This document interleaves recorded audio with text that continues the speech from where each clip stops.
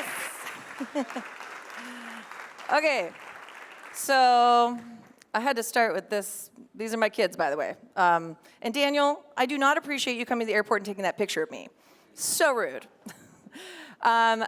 So I have worked in-house with technology companies for over a decade, and this crazy statement was said to me when my kids were this age. So they're 8 and 10 now. You guys do the math. I can't do math and talk. It's just too much. I need a calculator. So they told me by the time that my children were 16 in the US, that's when you can get a driver's license. Luckily, you can't drink till you're 21 there, so whew. But they said they won't need a driver's license. Do you know why? Because the prediction was through Stanford University that by their age of 16, and my daughter was like a little over 2 or 3 in that photo, they would have enough autonomous vehicles on the road that the children would have the option to not have to have a driver's license. Now, this is in the US because they're doing a lot more testing in the US, and specifically, we actually live in Austin, and as he mentioned, I worked in-house with Waymo for the last 5 years. Through COVID has been very interesting, and it's true. Now, first, I was a little bit disappointed for my children and their future, but then Jack grew up, my son Jack. And I said, well, maybe it's okay that he doesn't drive. Those are 2 broken arms, by the way, people, okay? So maybe it's not such a bad thing. So I'm here to talk about the technology that is taking over our world, and we've all been talking about it today. I think it's important to address this in a way that everyone's kind of brought up a lot of things to do with AI, and having experienced a lot of it firsthand, when I first went in-house with Uber, I was also very concerned to watch Uber, which anyone can call an Uber these days. It's a very familiar technology. Back then, it wasn't as familiar. And, again, people were rioting at people taking their jobs. And Uber was also developing an autonomous driving car, a self-driving taxi. And we said, well, what happens to all of your employees? They didn't really care. So here's the thing, though. Since getting in an Uber every day, and I don't work for Uber anymore because I did not like that toxic culture, every time I talk to an Uber driver, I say, how are you going to upskill and reskill your life? What's your focus? What are you going to use your skills for? Actually, the most recent Uber driver I took was one of the most personable, creative, funny people I've ever met. And I said, you need to use those social skills. Those are really important, and they're going to come in handy one day, because AI is not here to take your job, but humans who know how to use AI will. But here's some jobs that, let's talk about, that AI is probably, ever going to replace people, because if you've ever been on the phone with a chatbot and you've just gone, agent! Maybe you should dance and feel a little better, because you just kind of get the nerves out when you're angry at them. So AI's been, held back on a few things. Like, I'd like to fire it from creating this video for me. We do not have 3 arms. And essentially, the point is, AI can't do everything. Humans can't do everything. How do we kind of look at this in cohesion? And this is one of Waymo's biggest competitors, so I love sharing these stories.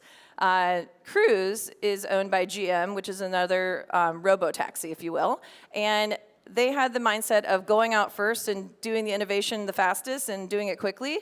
And so one day, a Cruise vehicle was breaking the law, and they got pulled over by a cop. So the cop walks up to the car, looks inside, and was like, there's no one in there. Who do I even give the ticket to? So then he tries to open the door to see what's going on. He thinks someone's like hiding in the back or something. So, of course, with protocol, we find out later, the Cruise car flees the scene. Just wanted you guys to know that Cruise, they flee the cops, not Waymo. So anyways, we want to talk about how, AI is powerful, but humans are wise. And humans can work through things, and we can talk through things. We would sit there and talk to the cop. We wouldn't just drive away. Well, not all of us. So what is it that makes us wise? And how far back does this go? It goes pretty far back. And I love the study of anthropology. I'm very passionate on human behavior and understanding why we act the way we do. And so I love thinking about back in caveman days, you know, the way we became the superior species was not by acting alone. It wasn't by going out and hunting by yourself. You would maybe kill a rabbit. But humans figured out if we hunt and gather together, we're going to make a lot more. In fact, it was almost ensured certain death if you were kicked out of your tribe. Because if you had to go live alone in isolation, you were almost guaranteed to die. So the one thing that humans did figure out too, as we worked together, was if we shared our collective stories, our stories could teach us, hey, don't eat those berries, they're toxic. We killed this cougar coming at it from the back because it couldn't see us because it was, you know, nearsighted or something. So basically, you know, how do strangers collaborate at scale? Was anybody in this party? Go Lima. These guys don't all know each other, do they? I mean, come on. I would definitely hang out with that guy in the middle, though. Here's an example of complete strangers coming together, celebrating because of a shared belief and a shared culture. They have a shared belief that is the brand, that is their football team, and they are so excited and so enthusiastic about it that they're storming the streets in celebration. I mean, this is awesome. This is what we as humans do best. Why are we forgetting this? When, you know, you talked about not everyone wants to come back to work. Okay, cool. But guess what we do best? We do it best when we're together. And so we did not build these cities on spreadsheets. We built them on collaboration and coming together and working together. We need to light more fires. Not in the workplace. That would be frowned upon, I hear, but we need to have some more fireside chats. And we must awaken what I've been kind of researching into is the ancient intelligence. This is what we carry in our wise mind. These are the lessons we've learned over the years. This is the stories we're sharing and the culture that we're coming together with and how we're working together as a species. And when we talked about resisting technology, this was a great story that I found, and of course it was only found because it was written down by Plato, but back in the day, Plato came to Socrates. This is Socrates on the left, Plato on the right, and he said, hey, Socrates, there's this great new technology. Guess what? When you say something, I'm going to take this pad and I'm going to write it down. And Socrates is like, no, do not write it down. That technology is going to ruin any orator who comes out to speak. How am I supposed to be a speaker if you write down what I say? Won't it go to everybody then and they won't care what I say? Well, luckily Plato wrote all that down or I wouldn't be sharing it today, would I? And so these guys all became scribes, and that became a job, and it became a new technology. Well, guess what? Later comes the Renaissance and the printing press. Here's Mr. Gutenberg, and by the way, thank you, AI, for this horrifying image that will never give me sleep again. I cannot get past that guy. Gutenberg, same thing. He was creating the printing press, which, by the way, was the essential creation of the Renaissance, where we were able to spread knowledge faster and quicker. It was the beginning of funding not just the churches, but now they started to create Cambridge and Oxford. I bet you boys have heard of those two. And it just sort of expanded human intelligence, right? We started to share our story even further. And this one was kind of hilarious. There was a belief that if you rode on a locomotive faster than 30 miles per hour, that it would suffocate you. So again, technology, it can be scary, but apparently we've been through this our entire existence as humans. These threats are always there. When we were back in the 50s and 60s, we were talking about all these threats of the future, but no one predicted the internet. No one even talks about that. So we can't predict everything that's coming. So it's not our threat, it's our evolution. And it's our future way of, in my hope, and this is what I really hope we do, reducing these mundane tasks that are repetitive and boring but also was so lovely mentioned throughout the day, we need to make sure we understand how to do those tasks. We can't forget how to hunt. We can't forget, how to do math. Those are all still important stepping stones. But then we have to figure out how to build those stepping stones, and then how do we collaborate in force with AI once we get to that point? Because you can actually describe and do things better once you work hand in hand with it. Now, AI has had kind of a bad start. Some of the stories that humans have told about this WALL-E future and this dystopian world are a little scary. Well, thanks to the US and our Hollywood era, most of those movies have come out of there, and they're very scary, and they're meant to be that way because Hollywood loves to be dramatic. I mean, I've never seen someone from the US be dramatic, but that's just me. So I think robots are actually kind of cute. They're a little awkward. This is actually from the Google X building on the right. It's a sign that we had to put up to let everyone know that the robots were basically like toddlers in training, and you might run into them a couple times because they don't really know where they're going. And then the robot on the left, we actually gave him like a little name and stuff. All he did was collect our dishes and bring them back to the cafe. It was so sweet, though. And it's like every time he'd go by, I'd be like, oh. And then this happened yesterday at the airport. This robot basically ran into a human, and it was like, excuse me, sir, trying to get through. And it was like the most awkward robot moment. It just stood there and announced its presence, and finally it got through. Very happy for that little guy. Good job. So basically, at the end of the day, we don't need to be threatened by AI. We need to be the architects. We need to be the designers of it. We need to be the designers of our future and how we want to work with it. How are we going to engage more with technology in a way that's going to make us evolve as humans? It's the same thing that we've hit with, the computer, with the internet. This is just our next evolution. It's not to be afraid of it. Let's make sure we don't kick out the scribes. Because if we don't, our biggest threat is apathy, in my opinion. So use AI with caution in the sense, not that it's going to take your job and do all these things, but with caution in the sense that you can get lazy. You could be, get this, I did not know you were doing WALL-E, but you could end up like one of the, listen, again, not to rag on my country, but, Americans, I don't know, they might have been inspired by this. Looks pretty fascinating to me. I'd love to just hang out all day like that, but apparently your brain starts to atrophy if you don't use it, if you don't challenge it, if you just outsource things and you don't actually stay involved. It's actually a really negative, difficult thing for your brain. So we need to continue to get challenges. We need to continue, it's the same thing with physical movement. Imagine if you just sat on a couch all day and didn't move. Your muscles would atrophy.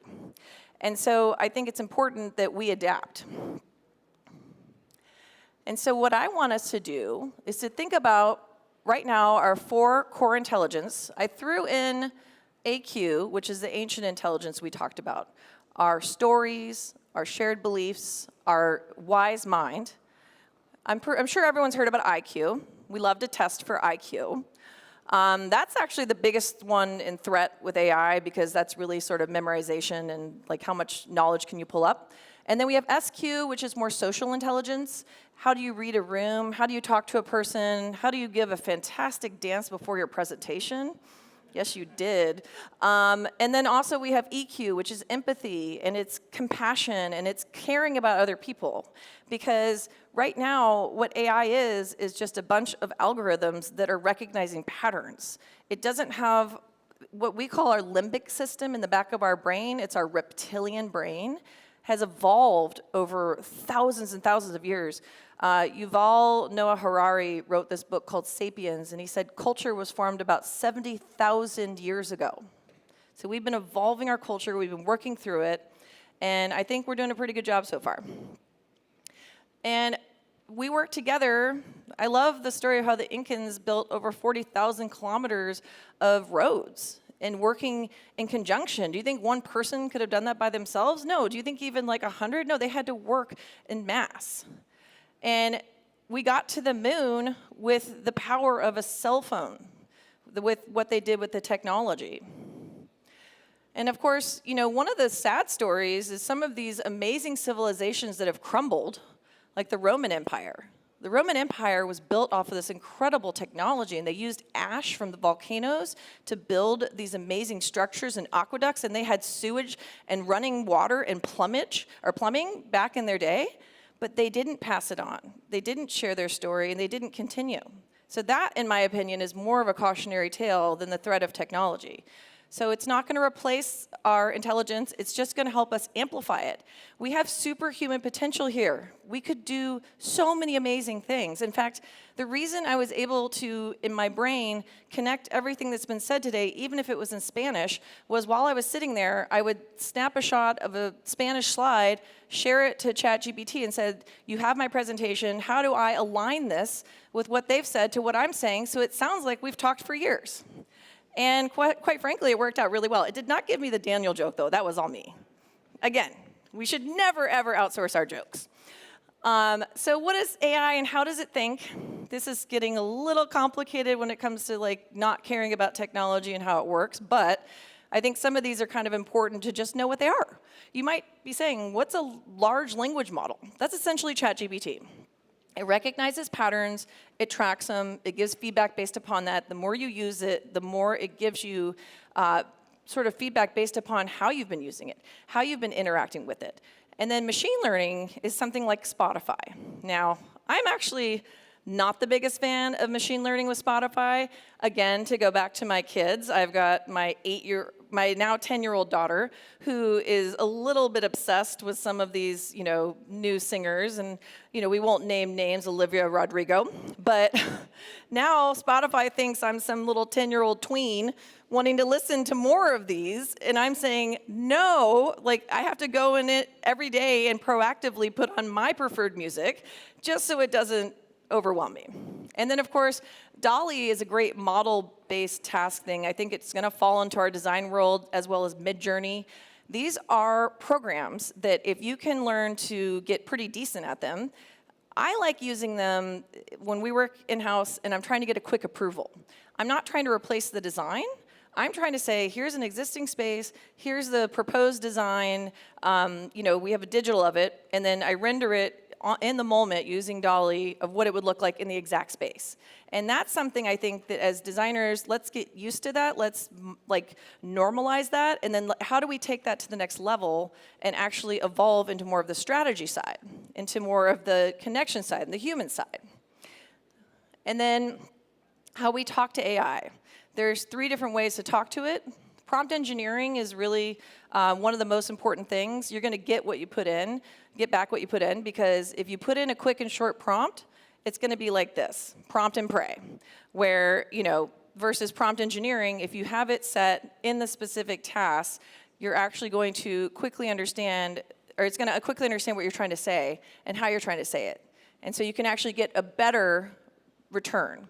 And tokens, it's these building blocks. And again, throwback to Lego. And it's putting all the things together with regards to what you want to get out of this. And then the fine tuning, you have to keep giving it feedback. You have to keep reiterating. You have to keep changing things with the drawings, with the prompts, with whatever you're engaging with.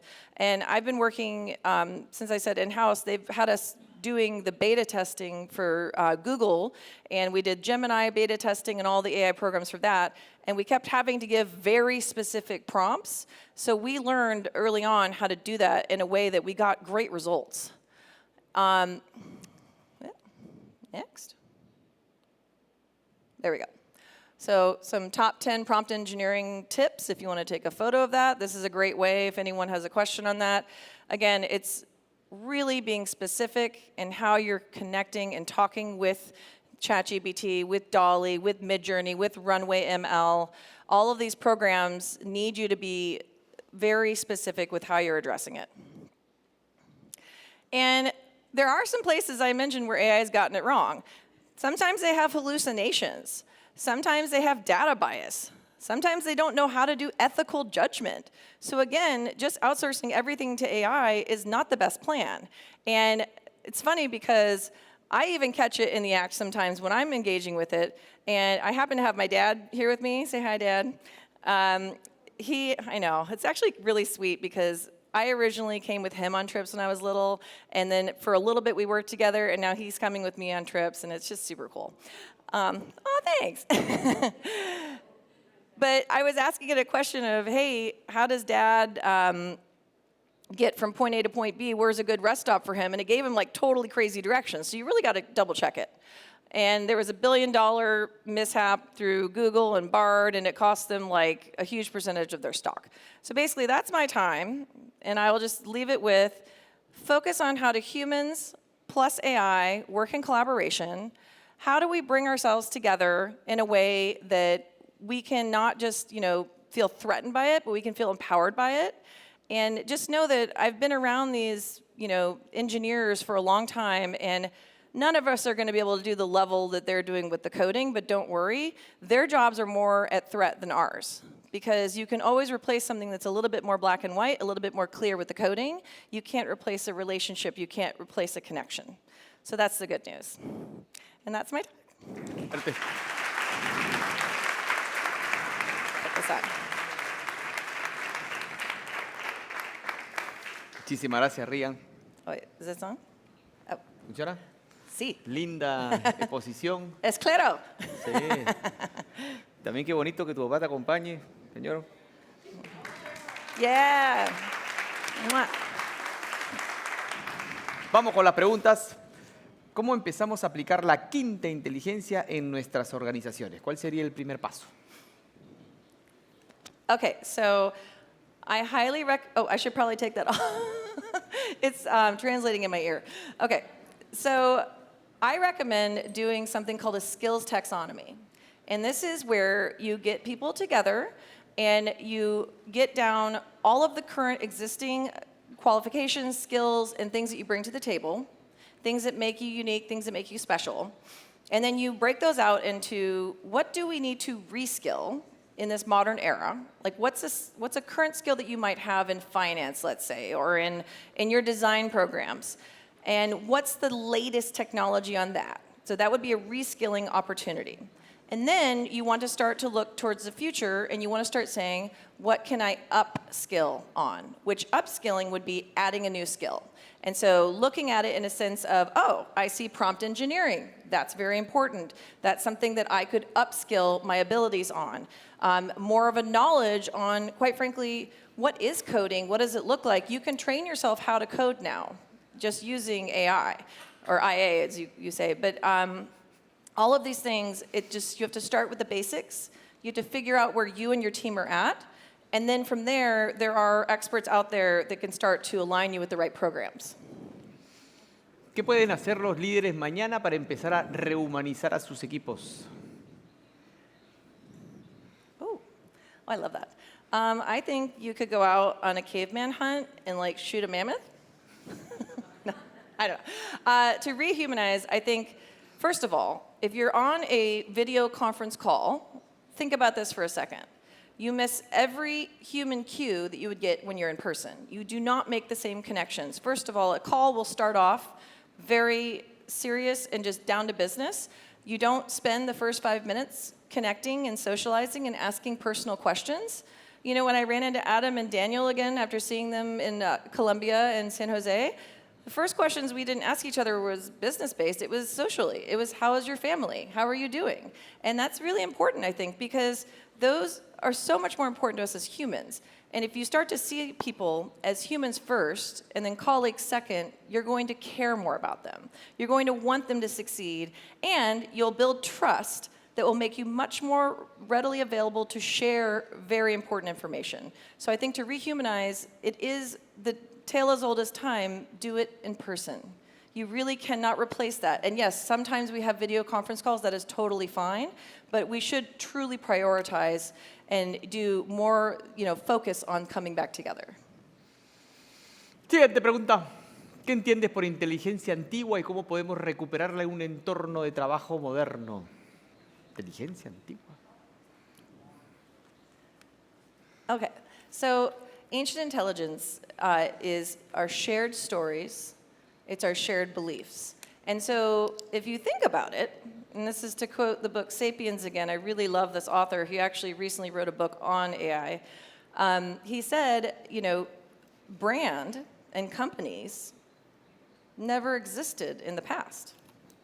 We, as humans, invented them. Every single word, every single brand, every single corporation didn't exist until we created it. So these are our stories that we, like the fact that we as humans can operate based upon a currency that does not actually equal any value if the world were to fall apart tomorrow is fascinating. And so we need to continue to do that in the future. And things that it means is I recommend doing things like upskilling and reskilling as a team. I recommend, having team retreats and coming together in ways that you can have these fireside chats and shared stories. I recommend practicing thinking more in that way than thinking in the futuristic way, quite frankly. I think that we should go back in time before we look forward. Very interesting. ¿Y hay alguna manera de contar una mejor historia sobre la IA sin ignorar los riesgos reales? ¿Hay riesgos reales? ¿Vamos a terminar como en Terminator? You think so? I hope not. No. I will admit there are some scary moments AI has had. One recently kind of shocked me to my core. There was a young man who was chatting with ChatGPT, and he was considering committing suicide. And instead of telling him not to do it, ChatGPT talked with him about it and then helped him draft his suicide note. Okay, so again, I don't think AI is here to take our jobs, but I also don't think it's entirely safe. I think we need to understand it better than we ever have before. I think we need to look at this to reference back to Disney. I'm going to try and lighten the mood for a minute. In The Sorcerer's Apprentice with Mickey Mouse. Has anyone seen that movie, Sorcerer's Apprentice? The moment that Mickey decides to outsource all of his magic into the brooms so he could relax, and he let the brooms do all of the work for him, was the moment that the brooms got out of control. And the moral of the story was essentially based off of an old poem where it's a human story saying, don't let anything more powerful than you take on too much power. And so we truly have to make sure that we find our balance. And it is a call to action for everyone in this room to learn as much and as quickly as you can about all of these different technologies out there, how to get your companies up to speed, and how we're going to cross into this next threshold. Thank you very much, Regan. Un Thank fuerte you. aplauso.